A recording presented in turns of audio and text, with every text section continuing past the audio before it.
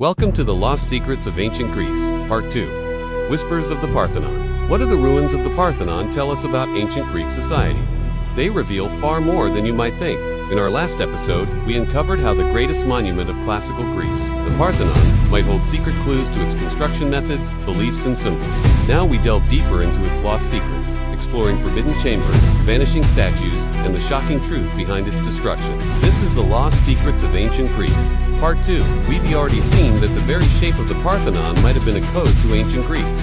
They built it according to the golden ratio, believed to represent divine proportion and cosmic harmony. But the genius design of the building didn't stop there. You've noticed the slightly curved columns, right? If you look closely at the bases of these columns, you'll see they lean slightly outwards. And this wasn't just an oversight. It was a deliberate move to fix a visual illusion. You see? Optical illusions are nothing new, and thousands of years ago, Greek architects understood them well. To ancient Greeks, it seemed natural to design buildings with straight columns. However, when people looked at those columns, they perceived them as leaning inwards. So, to make columns appear straighter, architects designed them with a subtle outward curve. This correction was so ingenious that for centuries, people believed the columns were straight until Enlightenment thinkers came along. Today, we know this building as the Erechtheion, but it would not be the only structure to utilize this optical trick. When it came to grand public spaces like the Acropolis, the illusion of grandeur was all important. That's why the mighty Parthenon also had columns with a slight outward curve. This made the temple seem even grander than its already impressive self, further cementing its status as a symbol of Athenian pride and glory. But the Parthenon wasn't just admired from the outside. The secrets within the temple were just as tucked away in a less conspicuous location on the Acropolis Hill was another sacred structure. Though smaller, it held treasures that rivaled those in the Parthenon. At the heart of this sanctuary was a statue of Athena, the goddess of wisdom and warfare. Crafted from gold and ivory, crafted by the legendary sculptor Phidias. This masterpiece stood over 10 meters tall and was adorned with intricate details. But alas, no trace of this magnificent artwork remains today. The statue mysteriously vanished, perhaps lost to time or worse, stolen.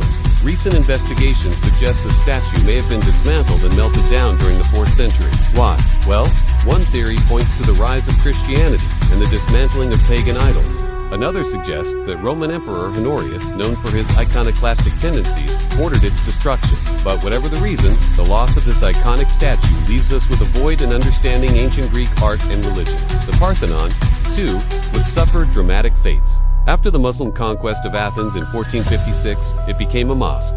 Then, in 1687, it exploded. You heard that right. The ancient marvel was destroyed not by earthquake or fire, but by gunpowder. It seems like a strange way to go for such an ancient structure. During the Republic period, Athenians turned the Parthenon into a gunpowder storehouse. It wasn't the best idea, as the building was constructed from marble and wood.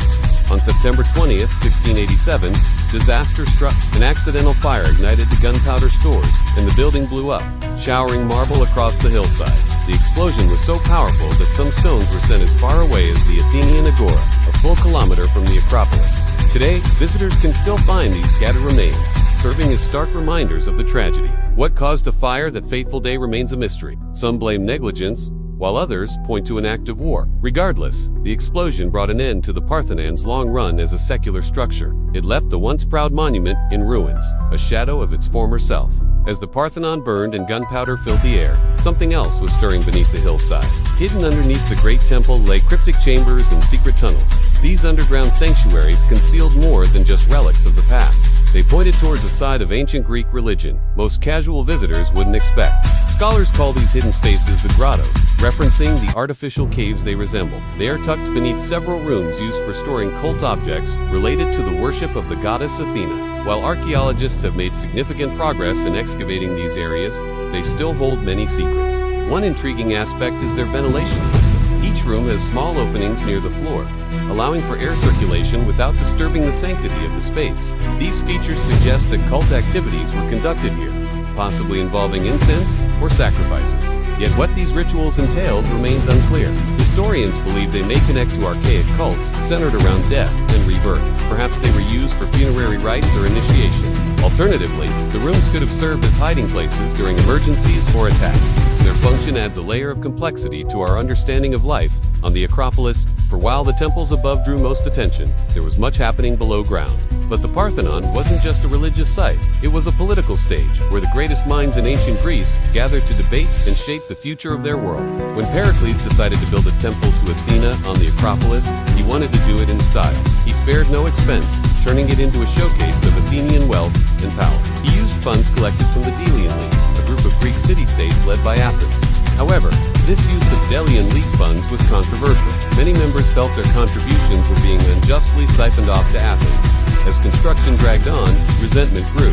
By 432 BCE, Spartans and their allies launched the Peloponnesian War against Athens. And guess what? They used the Parthenon's construction as propaganda. Spartan leaders criticized Pericles for squandering money on the temple instead of bolstering defenses. It was a political hot potato. Pericles, though, saw the project through to the end.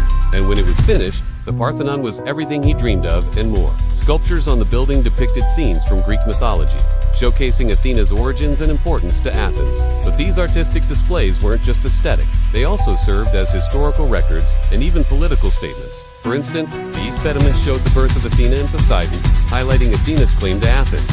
On the other side, the west pediment depicted the gods choosing Athena's olive tree over Poseidon's saltwater horse, symbolizing Athens' victory in a contest with Poseidon. This scene may have even been a veiled threat to future democracies. You see, Athena was victorious because she promised the people of Athens useful gifts, symbolizing the benefits of democracy. Meanwhile, Poseidon offered them something flashy but ultimately useless, representing the dangers of autocracy. In this way, the Parthenon was a powerful statement of Athenian ideals and achievements, but it also served as a warning of potential pitfalls. With every sculpture, Pericles was not just building a temple, he was crafting a legacy. But like the statue of Athena within, his legacy would eventually vanish. The Parthenon stands as a testament to the power of ancient Greek civilization. Its influence on architecture, art, and democracy is undeniable. However, its significance goes beyond bricks and mortar. The Parthenon embodies the human spirit of innovation, creativity, and governance. It symbolizes the heights to which humanity can aspire when driven by curiosity and a thirst for justice. But now it's time to hear from you. What secrets do you think the ruins of the Parthenon hold? Share your thoughts in the comments below. Don't forget to hit the like button and subscribe for more fascinating historical tales. And stay tuned for part 3 of our series, where we'll explore how the oracle's prophecy shaped ancient Greece and continues to resonate today. Thanks for joining us on this journey through time. Until next time, keep asking questions and seeking answers as the ancient Greeks did. After all, it's through our curiosity that we uncover the secrets of our world and ourselves.